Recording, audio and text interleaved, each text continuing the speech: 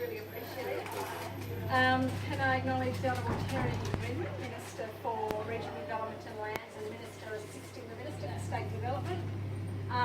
Elected members, Shire Presidents, Deputy Presidents and CEOs, community members, one and all, sincere thanks for being here this morning for this really exciting announcement.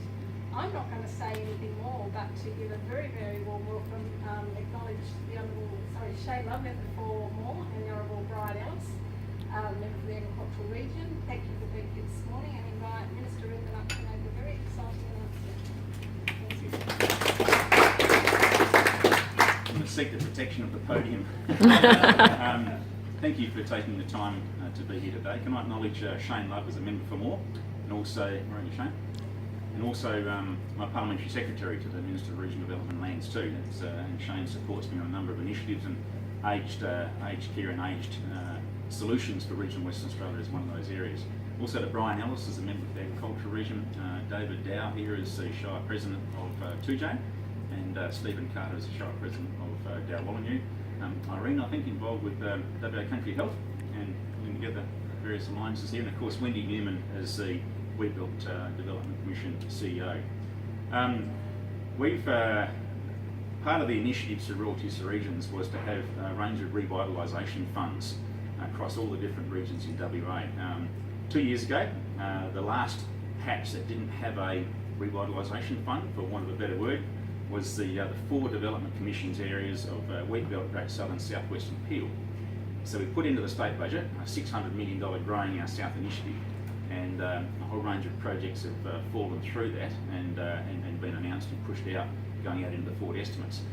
One of the really strong themes that came out in particular the Wheatbelt Development Commission, but also to a lesser extent Great Southern, South West, and certainly to a lesser extent Peel, was the importance of aged care and the challenge of providing a profile of aged care solutions across our communities to keep people living in the regions that they've been a part of for all their lives and been brought up in. And coming from that was an Ageing in the Bush report led by the Wheatbelt Development Commission. An outstanding piece of work which talked about the numbers in regional Western Australia, the numbers in the Wheatbelt area in particular, and why the importance of putting a focus on aged care and independent living and choices like that was so critical. Some of the statistics in that, in the next decade, we can expect a doubling of the 70 years plus in regional Western Australia, a doubling of that cohort. Metropolitan area is only going to go up by 60 or 70% by comparison. So the ageing is not only happening in regional Western Australia, but it's actually happening faster than it's happening in metropolitan Perth. 85 years and older is going to be better than doubling in the next 10 years. So something like 114% in the next decade of people 85 years and older. The 85 years number is a really important one because predicted in the next decade is that 85 years and older we will have 1 in 4 people in that age group will have moderate to severe dementia.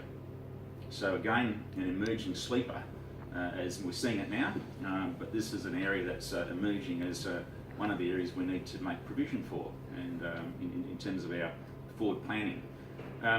Falling out of this report has been a number of initiatives where we're trying to pull together alliances, pull together clusters, if you like, and strategies of dealing with the profile of aged care. And the 4 pillars of that Ageing in the Bush report was age-friendly communities, and there's been some investments through the Southern Inland Health Initiative for supporting age-friendly communities.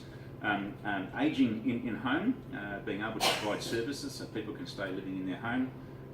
Independent living units and support for independent living, plus higher higher residential care, which can't be provided in every community, but we need to make some sort of mosaic of provision for that. So strong themes came through that report.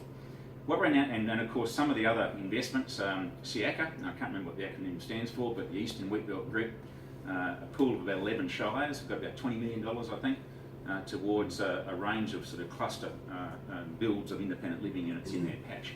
What we're announcing today is $46 million of royalties to regions out of the Growing Our South initiative towards this Ageing in the Bush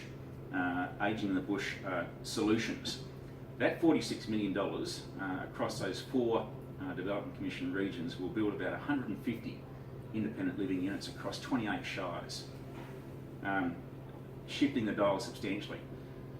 In the wheat belt, $34 million of that will build some 250 spaces for 250 people in the wheat belt region. But I guess just as importantly, out of that there will be jobs for 325 people just in the wheat belt region alone out of that $34 million. And again, getting clusters, getting alliances of councils coming together. And we've got 2 represented here today. We've got the Midlands Centres group, represented here by Dalwallinu, Wongan and Moora. There will be, and I'll get my numbers right, 26 units across those 3 local government areas. Total project's about $9.8 million, of which $7 million comes from royalties to regions. That'll provide for just over 50 people to live in that part. The other group, the Avon group represented here as well, is got about 22 units, I think, in the Avon area. That's going to support about 44 people in there across 4 shires of 2J, Goomalling, Darren and Victoria Plains, so coming together as a group to do that. Total project costs there about just short of $8 million, of which $6 million will come from royalties for regions. So really significant initiatives, 28 local governments in total, hitting a mark with about 150 units altogether, allowing people to stay living in their region, getting a level of approach to it that has critical masses being able to be supported, interacting with local government, which is going to be play obviously a key role in rolling this out to happen. So significant investments. Wendy tells me that the independent work that's been done says that this investment will simply meet the current need that's there. It's actually not going to hit the growth. So we've still got some work to do.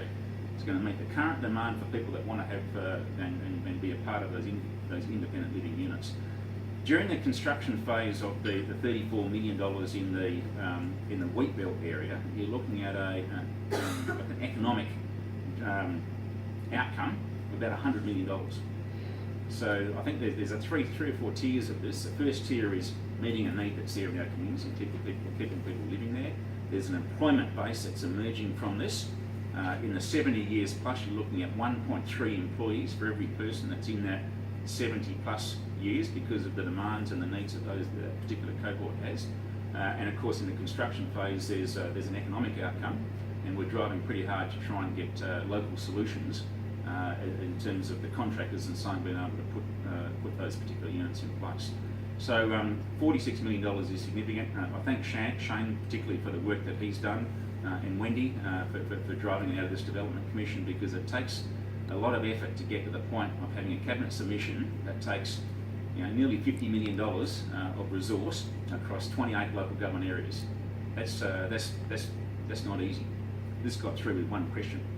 The reason it got through with one question is because the work's been done behind a robust report, independent assessment of that need, support from WA Country Health to say, this is pretty clear. We've got one question in cabinet, and I'm so pleased that we now can stand in front of you and say we're putting out something that's actually going to make a difference in the community. We want people to stay living in regional Western Australia. We've got to cover on all parts of the age profile. Meeting the needs of those that are getting older in our community is a really important piece of that. Coming up in the plane and having a chat with Wendy, she talked about the sort of migration that's happening, or the evidence of people moving to the regions to be a part of, one, some cheaper housing, safer, and there's a whole range of benefits that we know exist here and others are starting to see. We haven't got the sort of good data on that because this next census and so on will give us some idea of just exactly the quantums in and around that, but that's a good thing. Right now 26% of people in the state live in regional Western Australia. We want to be able to make sure that over time we actually gather, and if you look at predicted growth, I think 70 something, high 70s in Perth, but the percentage of people living in metro is actually getting bigger. We don't want that to happen. We want to go the other way. Catering for this cohort is an important part of that. Thanks for being a part of this today. I pay tribute to all the shires that are engaged in this, because there's a lot of work to get to this point. We've still got a lot of work to do. The management structures that sit in and around that will be important, and you know, we're getting some experiences from some of the other investments that we've made through WA Country Health and the Eastern Wheat Belt as examples of models that we can bring to the table and make this stuff work to get better outcomes for the people that are really important to us. Thank you very much, and thanks for taking the time to come out today.